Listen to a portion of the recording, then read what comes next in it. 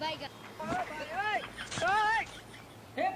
प्रभु हे Hari Ram Krishna Jagannath Premanand. Sorry sir, sir sorry. তুতা পাখির মতন আল্লাহর 30 দিন এক কথা কইলে কি চলবে নাকি? তা সরি কিসের জন্য শুনতে পারি? স্যার লেট হয়ে গেছে। তাহলে কিসের জন্য হয়েছে শুনতে পারি? স্যার রাস্তায় ঝামেলা হয়েছিল। তো ঝামেলা যদি আপনি দাওয়াত করে ঘরে নিয়ে আসেন তো ঝামেলা লাগবে না কিসের জন্য? আপনি একটা স্বয়ংক্রিয় দ্বিচক্রযান নিয়ে সিটির মধ্যে ঘুরে বেড়াবেন, দাবড়ায় বেড়াবেন, আর সিটির সাল বল সিটি দেবে, ঝামেলা তো লাগবেই।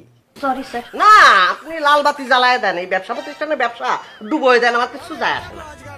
যদিও আমি আপনার উপরস্থ কর্মচারী, আপনার বস, কিন্তু কথা হচ্ছে আপনি যে মানে না জানায় নূর আলমের নামটা ফাইলের মধ্যে ঢুকিয়ে দিয়েছেন, সেই জন্যই স্যার যে আমার ঝাড় দিল, তার কি হবে?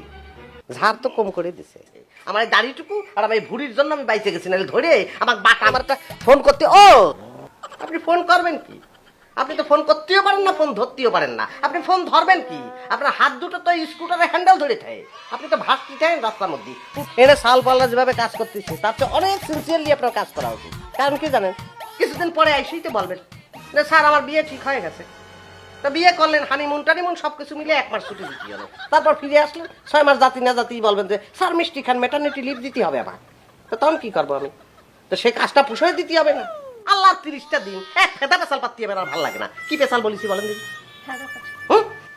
ভেদা পেঁচাল। এই আপনি কাঁদেন না কিসের জন্য বলেন দিদি? ভাই এই মানুষ এত বকাঝকা করি না খাইতে পারে নাই, মনটা হয়ে গেছে পাষাণের মতো, পুরুষের মন হয়েছে আপনার। সব মিলিয়ে আমি কিন্তু ঝামেলা দেখতেছি ওই একটু। আপনি অফিসের গাড়িতে যাওয়া আসা করেন, দেখবেন না লেট হবে না।